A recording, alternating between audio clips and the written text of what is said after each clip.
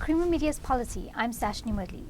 Political analyst Justice Malala joins me today to discuss his book, We Have Now Begun Our Descent, How to Stop South Africa Losing Its Way. Hi, Justice. Hi. You mention in the opening pages of your book that the ANC is no longer what it used to be, and that Jacob Zuma has turned the ANC into a tool to protect himself. What are you hoping to evoke in readers by starting off your book in this way? I think all South Africans need to see what's happening and to act on it. So my belief is that what we need in South Africa is an active citizenry, people who engage with their institutions, engage with their leadership, engage with their party political leadership. And so I believe that at the moment in South Africa, we've all taken the stance that, someone else will deal with it. Someone else will act on this. And we all essentially checking out of the system while some seriously damaging things are happening. And I believe those things are the fact that institutions of accountability, whether it's the NPA or the police and so forth, are being led by cronies who essentially protect Jacob Zuma from prosecution. I believe that institutions of the Chapter 9 institutions like Thuli Madonsela's Public Protector and others have come under huge threat. And so what I'd like to evoke is a feeling among citizens that this is how far we can go. And if we don't stop it, we will allow our country, and a beautiful country that we've built up over the past 21 years, to disintegrate. And I don't want to see that because I'm raising my children here. And I don't think any South African, any patriotic South African wants to see that. So mine is a call to South Africans that it's time for all of us to say we are equal citizens here and we can do something and act on those issues. And there are two issues. So it's the institutions and it's the day-to-day management of the economy and of our lives. You weave personal stories into your book, which adds to a stimulating read. You mention Hammanskraal in north of Pretoria.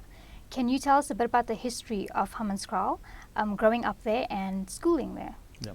Well, Hammanskraal is a weird place. It's the most extraordinary place. Hammanskraal is a line of villages just north of Pretoria, about 35-40 minutes drive. And the village which I grew up in, New Easterus, was really apartheid at its worst.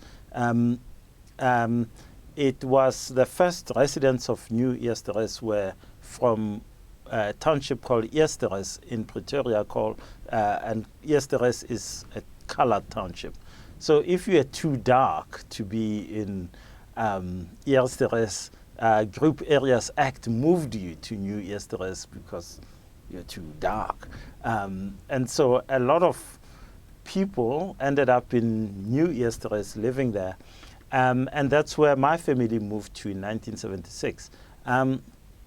I use New Easterus because that's where I did my primary schooling, my middle school, my high schooling, and it was extraordinary because those people who were abandoned by the apartheid state in the 70s built their own schools. So they built the first primary school when we all became too big, and my brother and my sister were older than me, became too big. They built a middle school and a high school. So all the schools I knew were schools built by my parents and people who lived in that village. And the key thing about it, and the example I want to underline about that village and those schools, was that those people built those schools and they were active in those schools. So if a teacher was banking school, they would be the first to say, what's happening with teacher Malala? Why isn't he at school? There was a teacher who was a well-known lover of the bottle, and people stood up and said, you either stop drinking or you can't teach. And he pulled up his socks and started teaching seriously. So the point I want to make about education is that it's not just the children, it's not just the teachers, it's also the people, the communities around that school the parents actually actively being involved in the school, because if you look at it, all the schools that are top in matric results and so forth are schools where parents are involved. And unfortunately, a lot of us think, oh no, the teachers will do it. No, they won't. We all have to be involved. And for me, that's a call to say, let's all be involved in schooling, because the state of education in South Africa is terrible. The level of skills is terrible, and the outcomes are terrible. And if we don't do something about it, if we don't get involved, it will remain terrible. In your book, you recall how advocate Malindi was moved to tears by memories of apartheid during court proceedings on live television. You say that this incident moved something in you. What memories did it provoke? For me, I think that in South Africa today there's a big debate about race, about inequality, about the long tail, if you will, of apartheid, how it privileged white people, and how that privilege continues into the new South Africa. And so, firstly, I tried to grapple with that debate. I didn't do it enough, in my view, in the book. But for me, what moved is part of the stance taken by many South Africans that, oh, apartheid is over 21 years later, forget about it, don't look at the past and so forth. And I'm someone who wants to look into the future. But when that happened, and remember the case, he was representing the family of President Zuma, which said the dignity of our father has been trampled upon. I was on the other side of the argument. My view is that, President Zuma is the president of South Africa, and cartoonists and artists will do all sorts of things about a leader, and a political leader in particular. So I was on the other side of the argument. But when he cried, I felt all the things that had happened to me under apartheid, that had happened to my brother, to my father, the stories I grew up hearing of what it was like to live under apartheid. And in a sense, I got a new window into empathizing with some of the feelings of hurt that President Zuma felt, the feelings of hurt that many black people felt, the fact that they were treated inhumanely in the past, and the feeling that they may still be treated inhumanely today. So I was deeply moved by that, and I felt that something had spoken to me, and someone had spoken to me. That said, I believe that we have a constitution that does guarantee people's dignity.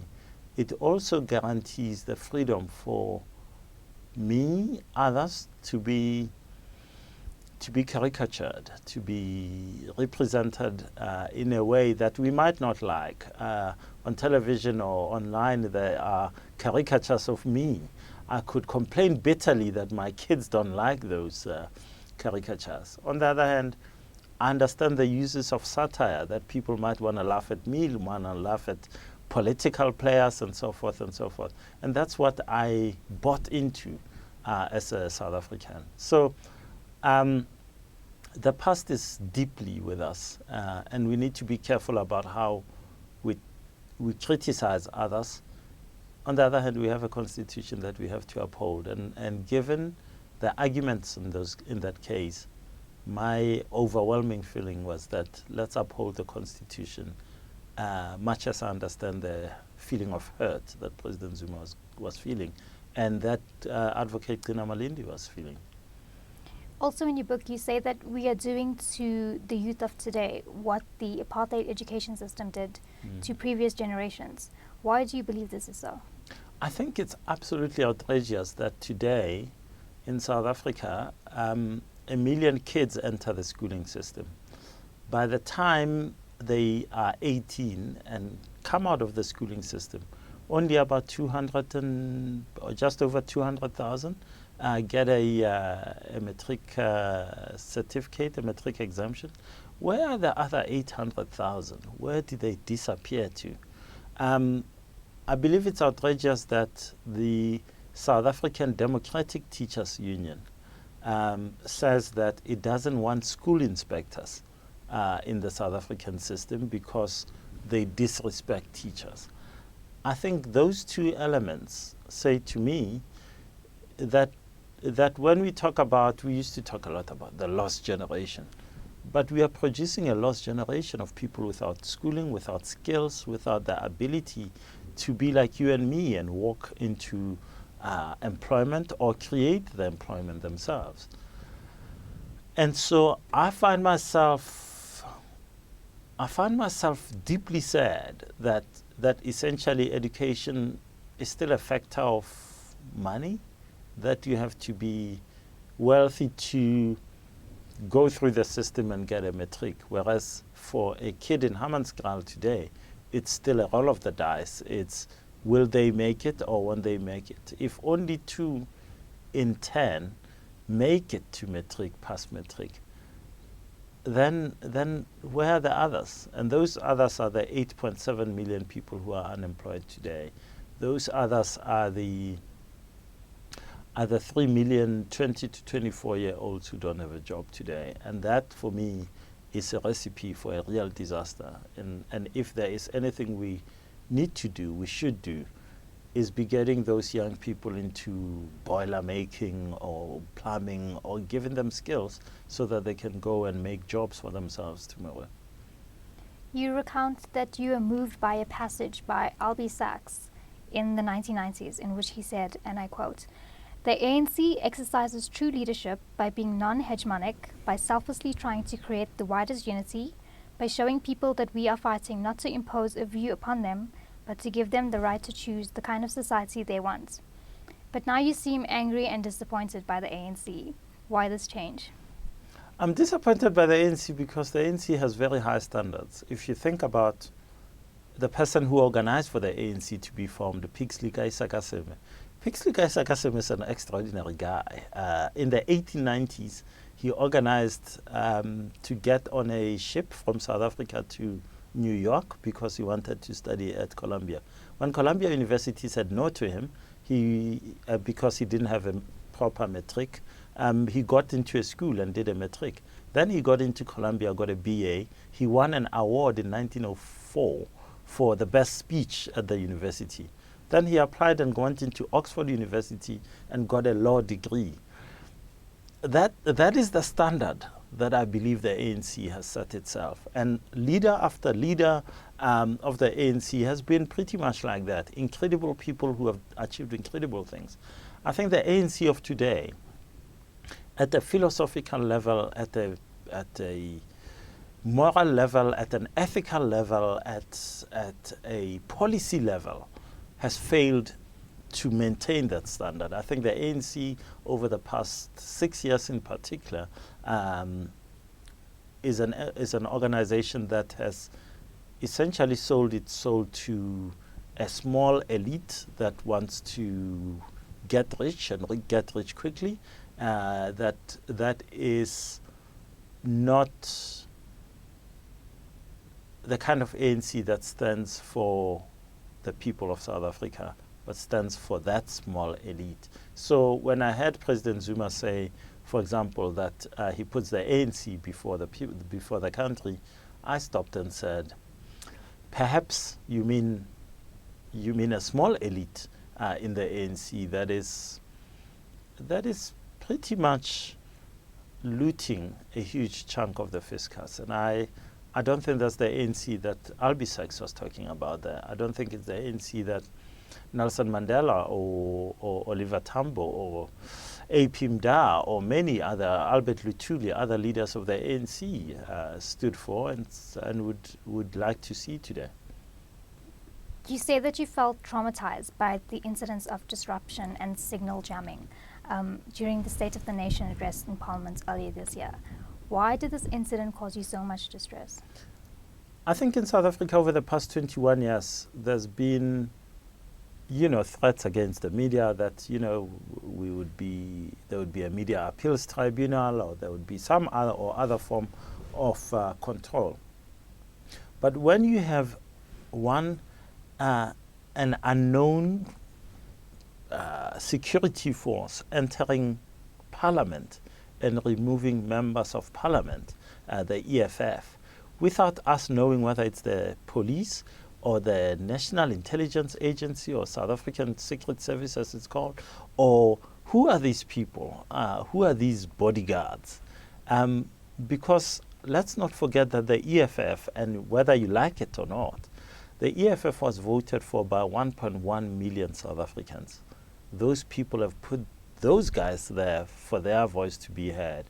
If their representatives behave badly, there are ways and rules in parliament that have to be enforced, and they can be chucked out, but not by a secret force, not by a secret police. You and I sit here today.